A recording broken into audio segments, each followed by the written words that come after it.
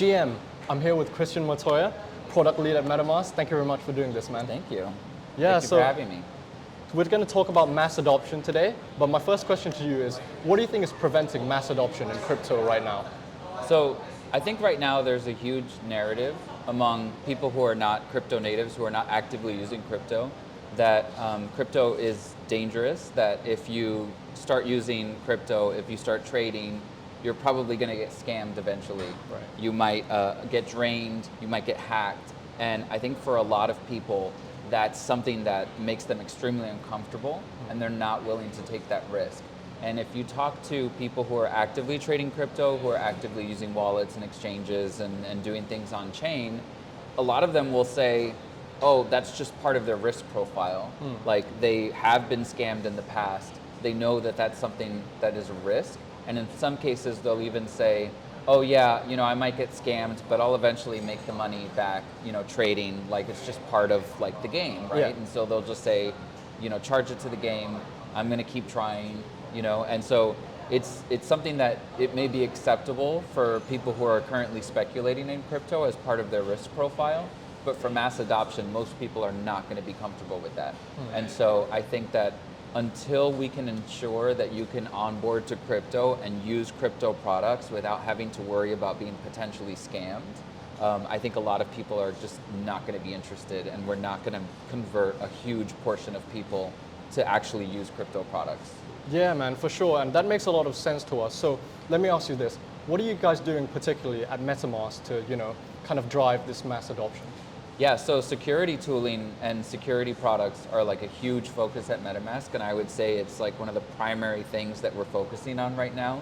And so we have some existing products already. So we've always had malicious URL detection, and we will flag websites that are malicious, and we're constantly tracking like drainers and scam websites, and even websites that impersonate popular dApps. So like if someone's pretending to be Uniswap or Aave or something, we're tracking those types of websites, and so we will block those types of websites in MetaMask, and we'll warn you before you go and try to connect to one of those websites. We've also, in the past year, implemented transaction simulations and malicious transaction flagging, right? So we have these features, and they're constantly updating because it's a total game of whack-a-mole, right? You're constantly trying to keep up with these different drainers that are out there essentially trying to scam users on a regular basis. More recently, we're also seeing a lot of instances where a lot of scams are just essentially trying to trick users into sharing their private key or their secret recovery phrase or something, like basically just expose their account. So this is a whole other dimension where someone will convince a user to get into a Telegram chat and say like, oh, in order for me to help you, I need you to like show me your SRP or your private key or something, right? And those are very hard to defend against. So what we're working on now is ways to get away from having users rely on like private keys and passwords, and have like more robust ways that they actually access their account, and relying on like multiple signers or like multiple recovery mechanisms. But essentially, we have to continue to educate users that, hey, your private key or your secret recovery phrase controls your entire account and your finances, and no one from our team will ever ask you for that. And if someone is asking you for that information, like that person is trying to take advantage of you. So it's like somewhat of an education problem, and somewhat just improving the products to be less reliant on those types of things, so that users aren't like being tricked into like sharing that information. Yeah, man, I think those features that you mentioned are key for sure, and education is also a very important aspect. Yes. And apart from that, apart from the good things that you guys are doing at MetaMask to help drive this mass adoption, what do you think are the other aspects, other narratives in crypto that are helping to drive mass adoption in the future? Yeah, so I would say that in the past, a lot of it has been focused on like speculating around tokens and essentially just like, okay, maybe farming yield and things like that. And those are things that I think, like, speculation appeals to a subset of the population, but it isn't something that most people are interested in engaging with. Like, most people feel like, okay, I have just as much likelihood that I'm going to lose money with those types of use cases. And so some of the narratives that I think are really interesting going forward, and like types of use cases that I think have much broader appeal, are things like okay, obviously with like betting, like something like Polymarket is interesting because it's less about like speculating on something that you have no control over, and more about, okay, if I'm confident that someone is going to win the election, I can, you know, do a bet around that. But also with gaming, and we've seen like some really nice applications with gaming in the past year. Just the idea that like, okay, I want to play a game like Off the Grid, right, which was a big hit recently, and the game itself isn't something that has to be on chain, but I want to trade items with other people. And in most gaming, online gaming, that's super difficult. But with crypto, you have the tooling where you can say, okay, your inventory, it's just NFTs, and you can go and trade with other users, and you have the rails to do that very simply. That's super powerful. And so it's really cool when you see these types of games where the users, the people who are playing the game, don't even realize that it's a crypto application, but then they realize that, oh, I can go and like trade or buy and sell with other users, other players of the game, and like it's actually super easy to do. Like that stuff is really exciting. And so I think something that we have to keep in mind with crypto and blockchain technology is that there are certain areas where these are actually better financial tech. Like this is better financial rails, right? This is easier than like traditional financial rails, and like it's cheaper, better execution, better settlement. And so things where it's just like not like speculation based, but just like, okay, users being able to like trade peer to peer or buy and sell with each other. These tools are actually better, and you can build like traditional use cases on top of like crypto blockchain rails, and you can actually like offer a better user experience, right? And it may not be something that's about speculation, but it's going to have much broader appeal. Like you can onboard a lot more people into that type of use case if you're willing to like build out that experience. Yeah, man, for sure. I definitely agree with that. Those two narratives that you mentioned, prediction markets, gaming, both massive potential, both very hot as well.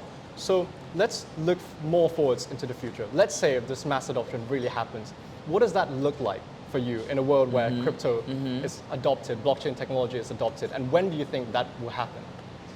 Yeah, so I think that we have the potential, like you said, in the next like 5 years to get there, or maybe even faster than that. Some of the things that I think we could potentially see, right, in this time frame is like peer-to-peer payment applications that are relatively easy to use, right, and much simpler, right, where it isn't necessarily, you know, having a wallet that has to expose all of the functionality that you would want to do on chain, but just simply facilitating like an application like Dymo, right? This is like a peer-to-peer payments application where you simply want to send funds back and forth with other users, right? Like don't have to necessarily interact with contracts explicitly or anything like that. And there's some really cool stuff happening in like the chain abstraction space where it's like, okay, wherever those assets exist, at the end of the day, you just want to send a certain quantity of fiat currency equivalent. Like I just want to send the equivalent of 20 USD to another person, right? And regardless of which chain I have assets on or like how much I have on each chain, the application just knows how to like aggregate that and send it across and convert and whatever, so that that user receives those assets. Also things like, you know, we just started this pilot of Metamask card. It's available in Europe right now. It's going to be in like US and Latin America pretty soon. But something like that where it's like, okay, you have your on-chain balance, you have like your funds, and you can be your own bank. But then you need that bridge, right, with the real world where it's like, okay, I want something that I can use, that I can go and pay and actually like interact with like brick and mortar, retail, and so forth. But what's really interesting about it is like, it's not just like a top-up card. It's not something where it's just like, okay, I have to, you know, add a certain amount and then I can use up to that amount. It's actually an account that you have control over with like spending limits and ways that you can do authorizations and so forth. And you can even like set up controls where you auto fund or like add if it drops below a certain amount, right? So it becomes like a really interesting like payment account as opposed to just like a debit card, right? And that enables a lot of really cool things that you can do.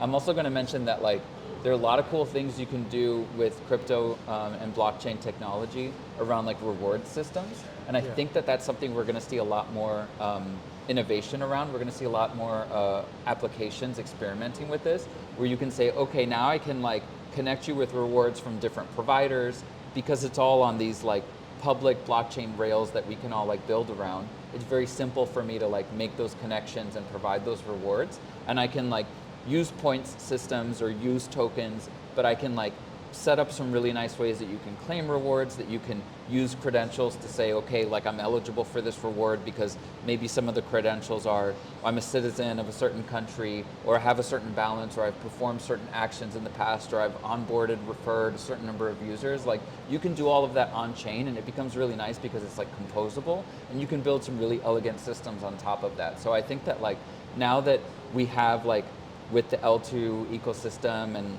different blockchains that are tailoring for specific use cases, you know, not just on Ethereum, but in a lot of different areas with XRP Ledger and so forth, right? You can build these types of applications now where you can actually build like really elegant composable systems, and you can offer like a really nice user experience on top of those things. Yes, that is an exciting future for sure, if that comes to fruition. Absolutely. I believe mass adoption is what everyone attending DEF CON wants at the end of the day. And yeah, we can't wait for it. So thank you very much, man. Great talking to you. And I hope you enjoyed the rest of your stay in Bangkok. Thank you. Cheers.